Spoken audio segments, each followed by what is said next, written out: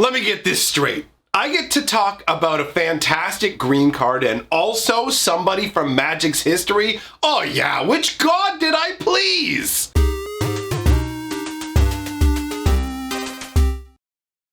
Greetings, owners of fine luxury cardboard rectangles. It is another joyous day in Core 2021 Spoilerland, where I get to talk about another green card and another legendary creature from Magic's past. We recently got to do this with Mangara, and guess what? Today, it's Jolrael. She is part of the same story. So I did touch on what happened with her a little bit in the Mangara spoiler slash lore video, but today, we're gonna flesh that all out. And on a side note, I strongly suspect that that means we're also going to be getting a Kervek card. Now the question is, will they keep him red-black or will they make him monocolored because Mangara and Jolrael have been monocolored? I'm curious to see how that's going to turn out. But either way, today we are looking at Jolrael Moanvuli Recluse. So we've actually previously gotten a Jolrael card.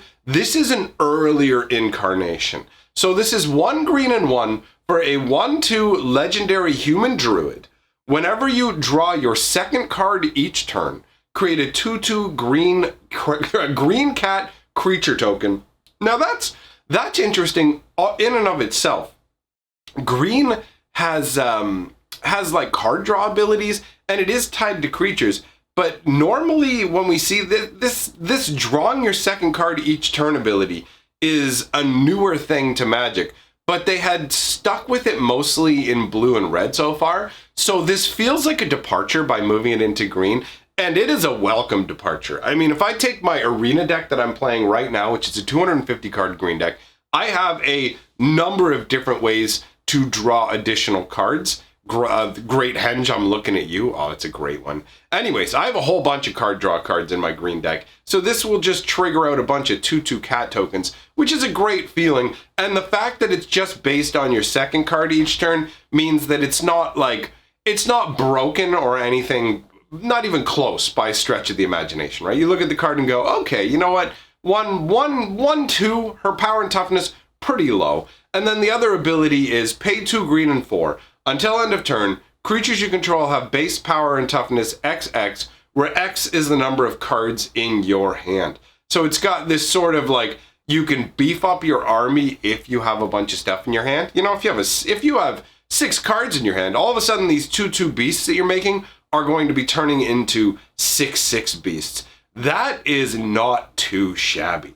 The flavor text says, humans bring nothing but suffering and deceit. They are not welcome in my forest. And this is unsurprising. As we get into the history of her, you will understand exactly what's going on. The artwork is absolutely fantastic. Honestly, I really enjoy this. We've got Jolrael. I almost said Joyra because I've been doing so much like Joyra lore videos recently. Anyways, we've got Jolrael from the side profile here, and she looks every bit every ounce a ruler, a leader. This is actually before she becomes the Empress of Beasts completely. This is on her journey. But I mean, look in the background. You can see, what are those panthers?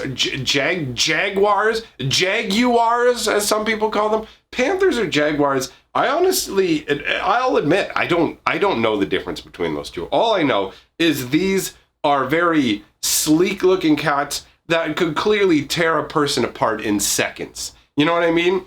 And she's just here casually like reaching out her hand, just like either like holding them back or getting ready to signal them forward. Either way, it's kind of an imperious gesture. She has that strong posture as well, and that amazing headdress with the feathers coming up off it. She's got some pretty ornate clothing.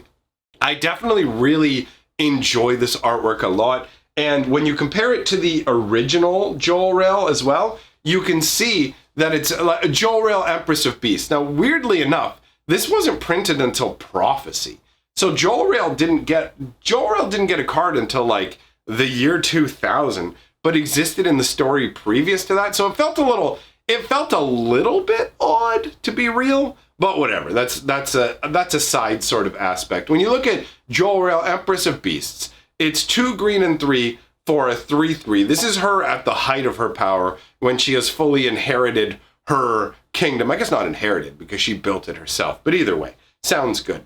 So interestingly, this is also old school wording. So when you look at the card, you'll see that it says creature spell, shaper, legend, because legend used to be a creature type instead of an actual like super type, right? There is a difference there. The old days of Magic. Good Lord. I can't believe it's been 20 years since this card came out. Anyways, this one is pay a green and 2, discard 2 cards from your hand. Until end of turn, all lands target player controls are 3/3 creatures that are still lands.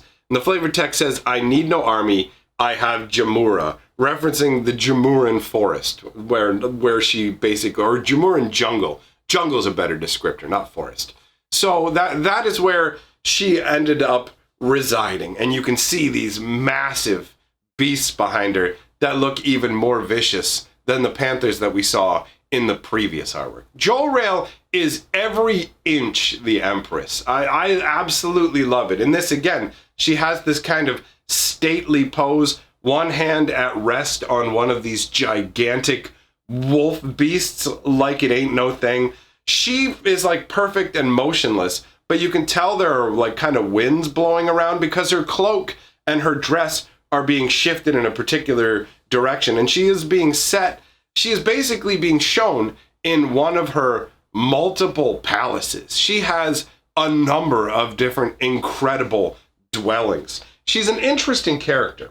So, actually, speaking of the card here that we're looking at right now, it is kind of weird that it allows you to turn your opponent's lands into creatures. Half the time, the Jolrael just ends up being used in a weird combo to wipe out people's lands, which was never really the idea behind the card, but hey, what are you gonna do, right? It's just, that's how you learn in Magic. Nowadays, if they were gonna do an effect like that, they would say, you know what? Let's go ahead and just make it the guy who owns this permanent, the person who controls Jolrael can animate the lands. So one thing that I found very peculiar about Jolrael is I just showed you her like first printing in 2000, and that's technically her getting a card.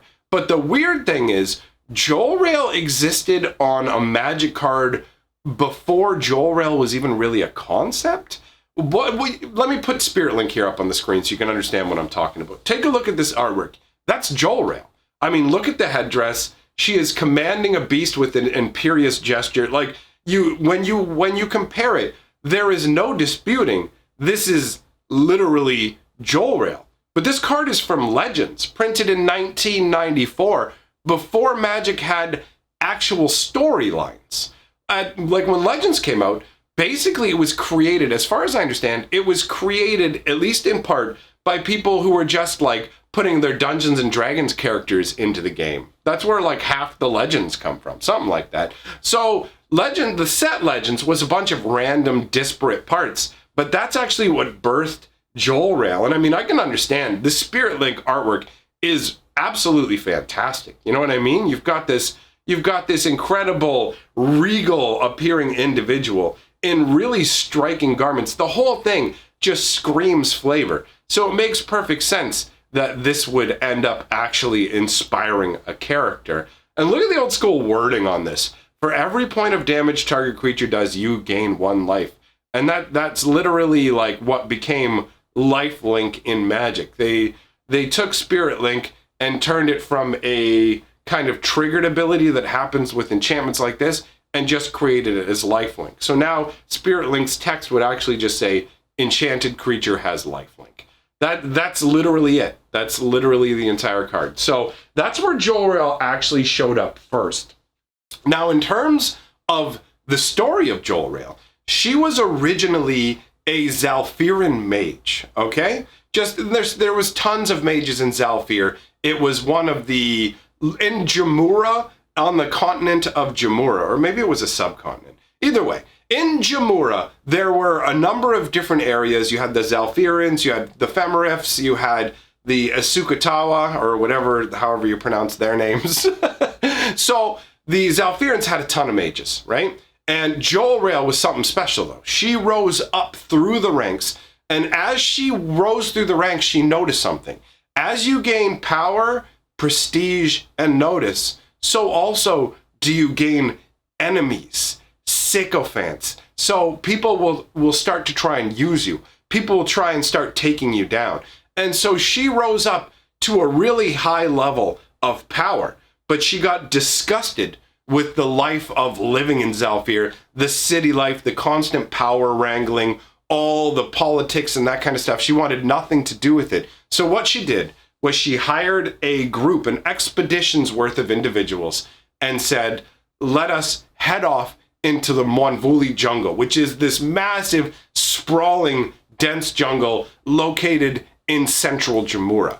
So they started to make their way into the jungle, but as they went along, it got denser and denser and more dangerous as time progressed. So bit by bit, parts of the expedition just kind of turned back until the last remaining people with Jolrael were basically, look, we're not going any further. This is dangerous. We're not risking our lives on this. So long. But Jolrael refused to be stopped at this point. She wasn't willing to return to city life. So she pressed onwards, deeper and deeper into the forest, using her magic to bond with a number of different creatures. She actually has a spiritual link with beasts. That's actually like part of the flavor they took from the card Spirit Link. They said, you know what, let's make this Empress who's actually spiritually linked to animals. So animals don't really lie, right? Animals are pretty much always direct in what they're doing. Sure, an animal may hide while it's trying to hunt prey, but there's no deceit in that, right? So animals could be trusted. And on top of that, Jolrael found that the further she pressed into the Monvuli, the nicer area she was able to find. She actually is located in this area. The card that it's shown on is called Undiscovered Paradise. And if you look at this looks like a pretty idyllic place. Imagine having these lands all to yourself, right? And this is a land that's rich in mana. Look at its ability. It adds 1 mana of any color to your mana pool. It's interesting the way that this card works in terms of returning itself to your hand as well. It's a bizarre card. The flavor text says, Jolrael's choice of homes was far better than her choice of allies. That flavor text is actually referencing her getting betrayed by Kervik when it comes to the whole Mangara story. And I covered that in that other video, and I mean, if we do a Kervik video, we'll cover that as well. But either way, this Undiscovered Paradise is where Jolrael found herself. Now, she was content with the company of beasts, but what she was not content with was her living conditions. While these lands are quite beautiful, they're also essentially untamed. And what happens when lands are untamed? That also means they're uncivilized. Lack of civilization means a lack of what? Buildings, amenities, all those nice things.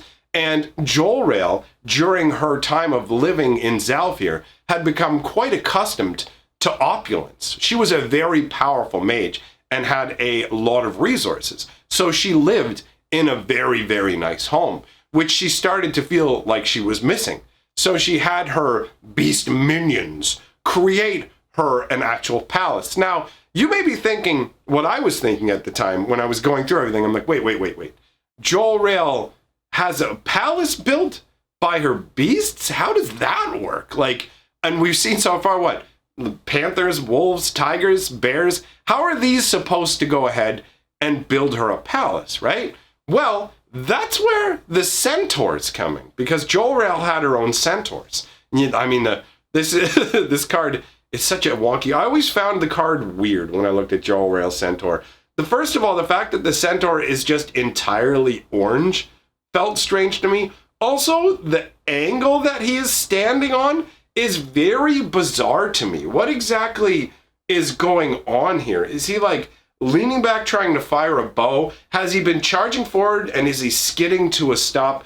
I never quite got it. Plus, his back legs seem really short and it makes him feel like he's got like a ripped upper torso. Like he's got abs and everything and big beefy boy arms, but his little back legs make him look like he's got like a fat little pot belly belly. So it's like, what is going on here? And it's one of the old school cards that has flanking. Flanking was such a weird ability. Not terrible though. But either way, the flavor text on Jolrael's centaur says, "What need have I for cavalry when I have horses and rider both in one?" And so obviously creatures like centaurs are going to be incredibly useful when it comes to building palaces, right? They have the manual dexterity of humans, the capability of using their hands, fingers, all that goodness, and then the brute strength of a horse body. Think about how much you can carry in terms of building materials and other things, right? So she actually had her minions create, or minion maybe not right be the right word for it, because it's not like Jolrael. Jolrael was the Empress of Beasts due to her spiritual connection to beasts, not because they were being forcefully compelled against their will or like any sort of thing like that. So maybe minions is the wrong term. She had her followers build her a palace. But the thing is she would grow bored of the palace that she was living in. So over time, she would have them construct her a new palace here, a new palace there. You have to understand, she lived for hundreds and hundreds of years. She had access to magic that extended her existence. So as time progressed, the interior of the Mwamvuli jungle ended up looking almost like a mini city with these gigantic palatial estates of different varieties dotting the landscape. One of which actually for a while held Mangara when he was trapped in the Amber prison. And if you want to know more about what I'm talking about there, go check out the Mangara spoiler video I did a few days ago, because it is a really cool story. Now, one of the other things that's really interesting about Jolrael is for the longest time, she was the only green, the only one who had mono green dragons. Mono green dragons don't exist in Magic pretty much at all, with a very few exceptions. Tarkir Block brought a bunch of green dragons, but up until that point, Canopy Dragon and Jugan were like the only green dragons at all. And Canopy Dragon is hilarious. It's one of the most bizarre, if not the most bizarre dragon in Magic the Gathering. I mean, look at it. It's 6 mana for a 4/4 with trample, but it doesn't have flying. It gains flying and loses trample if you pay a green and 1. But the thing is, it doesn't have wings. So what it's doing is it's like climbing along this vine canopy across the top of the Mwamvuli jungle. Like, this dragon is like George of the Jungle, swinging from vine to vine, which is so weird. And the flavor text says, in the Mwamvuli, you must divide your attention between what hangs overhead and what lies underfoot. And just the idea that you gotta look up, because there might be a forest dragon. There are literally dragons that will just drop down on top of you from the sky. And it's like, what? I'm not going there. I don't know, man. I thought that was really cool. I thought that was cool. And the funny thing about the Mwamvuli is the only card that they made back in the day that even mentioned the place in name was Mwamvuli Ooze. And this card is terrible. Look at it, man. Whoa. 1 mana, and it's got cumulative upkeep, and it grows with the cumulative upkeep. You're going to lose it fast, but look at that artwork. Let's be real. I'm going to get real with you guys. This picture right here, this art, this is the inspiration for every single one of my thumbnails. On one side, you have the thing, so you have the ooze. On the other side, you've got me making a stupid face. Look at the monkey's face down there. And then the flavor text, ew. It literally just makes me think of the thumbnails I put on my own video. I thought that would be funny to include.